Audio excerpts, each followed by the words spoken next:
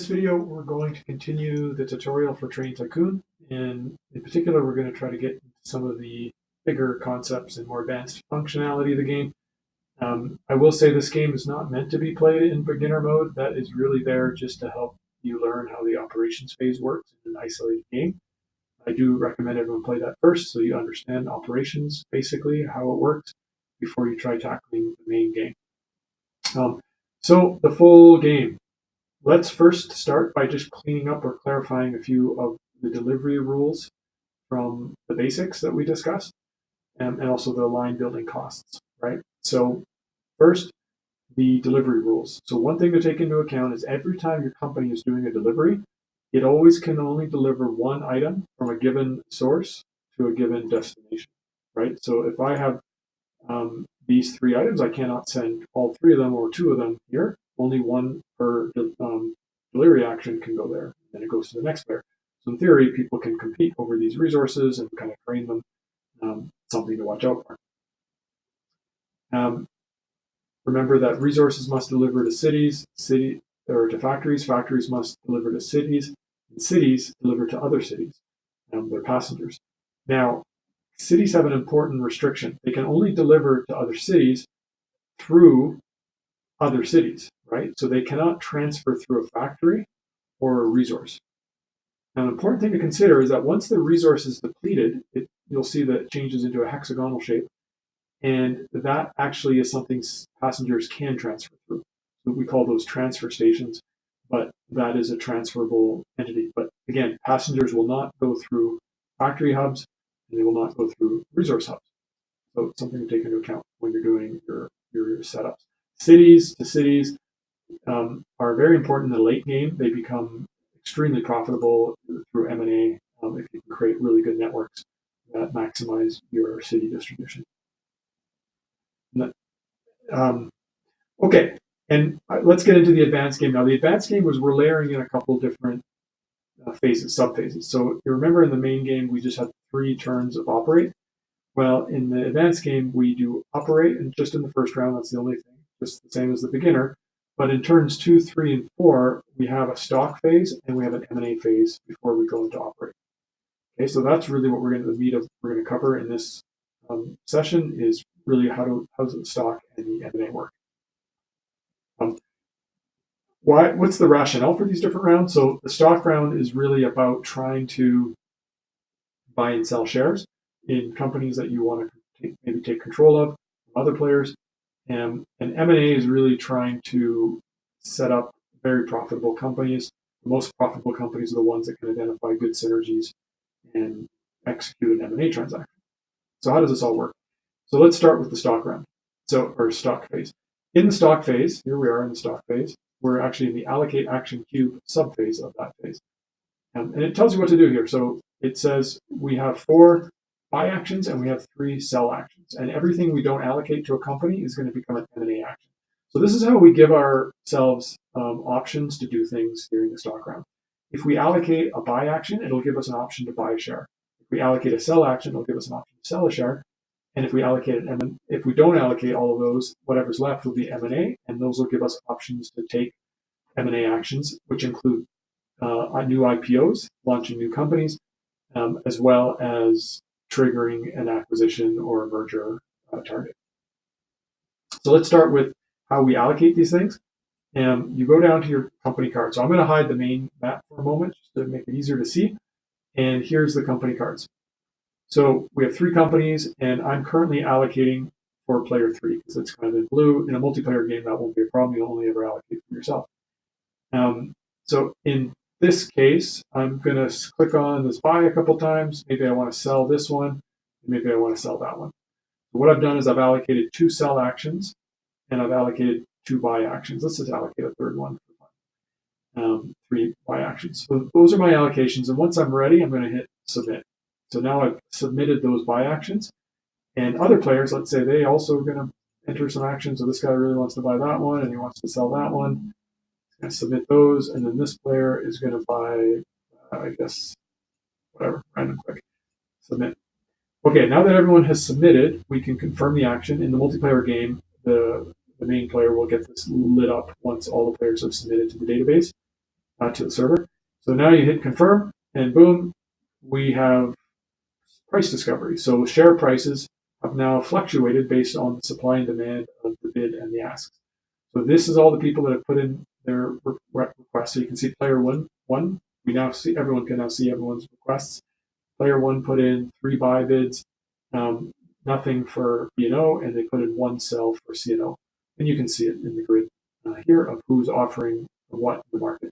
Now, what happens is the share prices now will update based on this. So in this case, B&O actually would have been unchanged because the way the share price update works is it's cumulative buys minus cumulative sells with an adjustment of 1 step towards 0. So the cumulative buys is 3, cumulative sells is 2, so that's a net of +1. And then we always step 1 towards 0, so that would take us to 0. So there's no change in the price. This one, however, had a big change. So it had 3 buys here and 1 buy here for a total of 4 buys. 1 step towards 0 is 3, so it goes up 3 prices in 3 steps in price. And what is a step? If you go to this question mark, it'll show you the price table. So 3 steps, where was it before? It was, it would have been, call it $20. So it would have been on this line here at index 4, and then it went up 3 indexes, 1, 2, 3 to index 7, which is $35. So because there was a lot of demand for that stock, investors are pushing up the price, which is how markets actually set prices, is supply and demand. And then finally, there is C&O. Notice it didn't have any change because it had 2 sells and 1 buy, net of -1, but we always go 1 step towards 0, so a net of 0. So the index price stayed whatever the target price was. So this is a very important phase because it allows us through our bidding and anticipation of other people's bidding to set prices. And prices are important because they're going to dictate who operates first. For example, in this case, B&O, after this is confirmed, will operate first, then Pennsylvania, and then C&O. So they're going to take over the first action because they have the highest price.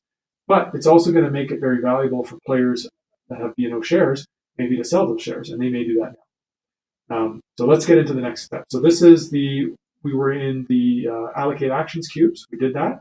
We're now updating the prices of the stocks. And next we get into the stock actions. So stock actions, we hit continue, and now we're into the stock actions.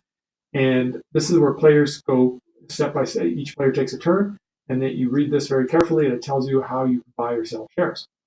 Okay, so first thing you can do is, if it's player 3's turn right now, and they've allocated 3 buys and 1 sell. So what that means is they can either buy the way you can buy a company's shares is you have to have at least 1 buy order on the company, and to sell you need to have at least 1 sell order. So that's the rules for buying and selling. So for example, I cannot sell this because I have 3 buys. I cannot buy this because I have a sell. So in this case, you can pick one of these actions. So let's say I want to sell this share, or I could change it. Whichever one you pick, you then have to select. Sorry, I explained that in reverse. You're going to decide whether. Notice how you can only sell this, you can only buy this, you can only sell that, and that's driven by the fact that he's allocated one of these actions below. But then you can pay for that action essentially via one of your action allocations. So let's say I want to use up this sell allocation to pay for it. So I'm going to click on that, which means I'm going to allocate with that, but I'm going to actually use it to buy this share. I click that, and then I hit confirm. And you'll notice what happened is I didn't lose one of my buy actions. I still have 3 on this, but I did lose my player 3 sell action, which has the check mark, which shows that I've used up that action. So I no longer can sell there. Now, whenever you take an action, a buy or sell action, if any other player can also buy or sell, they will be forced to take one of those actions as well. So in this case, player 2 also had a buy action. Remember, they had 1 buy. And because I was buying with them, they got allocated to buying as well. So they bought a share, I bought a share. You can see the yellow here that represents that each of us bought a share. So each of our cash amounts were deducted by $35, and each of us added a yellow share to our holdings. Okay, so you can see this is partly how you could take control of a company. If you get very aggressive with buying it, there's a higher chance of taking control, but be aware that you might drive up the price a whole bunch in the process and be buying very expensive shares, and that other players might even trigger your ability to buy those shares or not. you should be aware that you have some control over what you buy and sell, right? Based on what we just did. For example, we just bought this share here, and used up this token, and now I no longer am going to be forced into selling this share.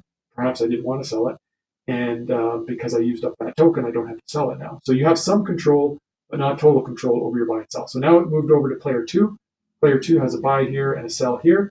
So let's say they want to sell this, but they want to use this token because maybe they want to sell this twice. Sure.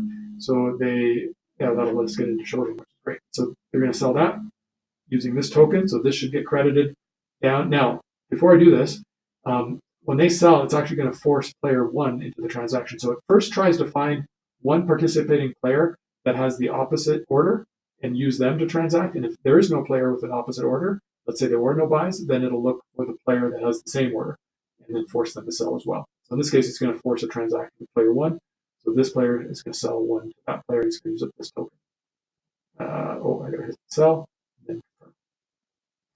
There you go. Sure enough, it used up that token and it forced that player to sell. So you can see that this player still has one of their sell actions up because they used this token to do it. And this player used up one of their buy actions. And each of them, here's the transaction. There's a sell, the minus sign for this red share, and there's a plus sign for that share. Okay, so then we continue. Let's say this player wants to use this. They're going to buy with the same token that they allocated. So it's simple. It'll force one of these players to sell. I believe it does it in player order, so I think player three will be forced. Let's check. Yep. So player three got triggered, and player one bought. So you can see the check marks. They both got a red share. And then, or this one sold it, that one bought it. And then we go into player three. Let's say they buy. Oh, let's get into a pass now. So instead of, let's say you just want to use up one of your allocations without triggering the effect, you can just click it and then hit pass. And what that's going to do is reduce one of your tokens by one. So again, you're not forced to transact. You can kind of use up your allocations. Okay, now we're over to this player. This is an interesting situation because now we're in a shorting situation. This player, player two, which is here, does not have any red shares. So we're going to short with them. So this is the shorting concept. So what we're going to do is click on this action. We're going to click on this sell. Because we're playing the advanced version of the game, we do have shorts, and we're going to hit confirm. And sure enough, we've now executed on a short.